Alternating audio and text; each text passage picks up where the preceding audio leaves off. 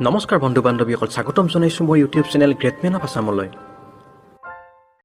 নাম অঞ্জলি দাস, ঘৰ দক্ষিণ কামৰূপৰ পলাশবাৰী সমষ্টিৰ অন্তৰ্গত বৰিহাটৰ আমৰাংগাত, লক্ষ্যস্থান অসমৰ পৰা সুদূৰ লাডাখলৈ।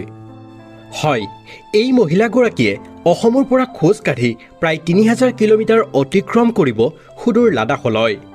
আৰু ইতিমধ্যে তেওঁ ২০২১ চনৰ ১৩ আগষ্ট তাৰিখে তেওঁৰ নিজৰ ঘৰৰ পৰা অৰ্থাৎ পলাশবাৰী সমষ্টিৰ অন্তৰ্গত বৰিহাটৰ আমৰাংগাৰ পৰা তেওঁৰ এই যাত্ৰা আৰম্ভ কৰিছে। কিন্তু আপুনি জানেনে, আপুনি মই ভাবিব নোৱাৰা এই দুঃসাহসিক কাম কৰিবলৈ সিদ্ধান্ত লোৱা এই মহিলাগৰাকী আচলতে কোন হয়। অঞ্জলি দাসৰ জন্ম হৈছিল দক্ষিণ কামৰূপৰ চাটাবাৰীত ১৯৮২ চনত। বৰ্তমান তেওঁ পলাশবাৰী সমষ্টিৰ অন্তৰ্গত বৰিহাটৰ আমৰাংগাৰ বোৱাৰী। অঞ্জলি দাসৰ স্বামীৰ ২০১৮ চনত মৃত্যু হৈছিল আৰু বৰ্তমান তেওঁৰ পুত্ৰজনেই হৈছে তেওঁৰ একমাত্ৰ সাৰথী। অঞ্জলি দাস সৰুৰে পৰাই বিভিন্ন খেল ধেমালিৰ প্ৰতি আগ্ৰহী আছিল আৰু সেইবাবেই হয়তো তেওঁ জীৱনত বিভিন্ন ধৰণৰ খেল ধেমালি খেলি বহুতো পুৰস্কাৰ পাবলৈও সক্ষম হৈছিল। ২০১৮ চনত কলকাতাত অনুষ্ঠিত হোৱা ৰাষ্ট্ৰীয় মাৰাথান দৌৰ প্ৰতিযোগিতাখনত অঞ্জলি দাসে দ্বিতীয় পুৰস্কাৰ পাবলৈ সক্ষম হৈছিল। ইয়াৰ উপৰিও তেওঁ ১৯৯৩ চনত কাবাডী খেলৰ এজন ষ্টেট প্লেয়াৰো আছিল। ইয়াৰ বাহিৰেও তেওঁ অসমৰ এগৰাকী এক্টিভ চাইকেলিষ্টো হয়। এই সকলোবোৰৰ বাহিৰেও বৰ্তমানলৈকে তেওঁ বহুকেইখন ৰাজ্যিক মাৰাথান প্ৰতিযোগিতাত ভাগ লৈ পুৰস্কাৰ লাভ কৰিবলৈ সক্ষম হৈছে। অঞ্জলি দাসে যেতিয়া ক্লাছ 7ত পঢ়ি আছিল তেতিয়াই তেওঁ মাউণ্ট এভাৰেষ্ট বগোৱাৰ সপোন দেখিছিল আৰু তাৰ বাবে তাই বহুত কষ্টও কৰিছিল। কিন্তু তথাপিও কিছু ব্যক্তিগত কাৰণত তেওঁ বিয়াৰ আগত এই সপোন পূৰণ কৰিব নোৱাৰিলে।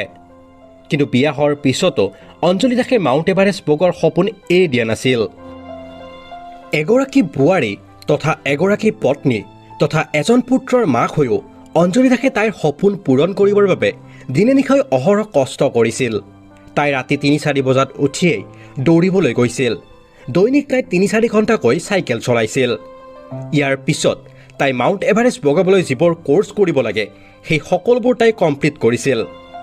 এই ক্ষেত্ৰত অঞ্জলি দাসক বিশেষভাৱে সহায় কৰিছিল মাউণ্ট এভাৰেষ্ট বগাবলৈ সক্ষম হোৱা ভাৰতৰ প্ৰথমগৰাকী মহিলা বাচেন্দ্ৰী পালে। ইয়াৰ পিছত ২০১৯ চনত অঞ্জলি দাস বিশ্বৰ সৰ্বোচ্চ শৃংগ এভাৰেষ্ট বগাবৰ বাবে নিৰ্বাচিত হোৱা প্ৰথমগৰাকী অসমীয়া মহিলা হিচাপেও পৰিগণিত হয়। কিন্তু মাউণ্ট এভাৰেষ্ট বগাবলৈ অঞ্জলি দাসক প্ৰয়োজন হৈছিল প্ৰায় ৩২ লাখ টকাৰ আৰু আৰ্থিক অভাৱৰ বাবেই তাই সেই বছৰ মাউণ্ট এভাৰেষ্ট বগাবলৈ সক্ষম নহ'ল। তেওঁ এক ইণ্টাৰভিউত কোৱা তথ্য অনুসৰি অঞ্জলি দাসে ইয়াৰ বাবে অসমৰ মুখ্যমন্ত্ৰীলৈ সাহায্যৰ বাবে পত্ৰ প্ৰেৰণ কৰিছিল, কিন্তু তেওঁ মুখ্যমন্ত্ৰীৰ পৰা কোনো সঁহাৰি পোৱা নাছিল। বন্ধুসকল, ইয়াৰ পিছতো কিন্তু অঞ্জলি দাসে জীৱনত কিবা এটা কৰাৰ আশা এৰি দিয়া নাছিল। এইবাৰ তাই অসমৰ পৰা লাডাখলৈ প্ৰায় ৩,০০০ কিলোমিটাৰ খোজকাঢ়ি যোৱাৰ সিদ্ধান্ত লৈছিল আৰু ইয়াৰ বাবে তাই অনুশীলনো আৰম্ভ কৰি দিছিল। এনেদৰেই তাই ২০২১ চনৰ ১৩ আগষ্ট তাৰিখে বৰিহাটৰ আমৰাংগাস্থিত নিজৰ ঘৰৰ পৰা সুদূৰ লাডাখলৈ খোজকাঢ়ি অকলে যাত্ৰা আৰম্ভ কৰিছিল। অঞ্জলি দাসৰ এই যাত্ৰা হ'ব প্ৰায় ৯০ দিনৰ বাবে।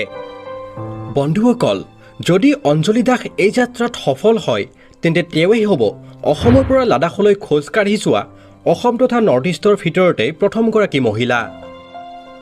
বন্ধুসকল, এয়াই আছিল অঞ্জলি দাসৰ জীৱনৰ বিষয়ে।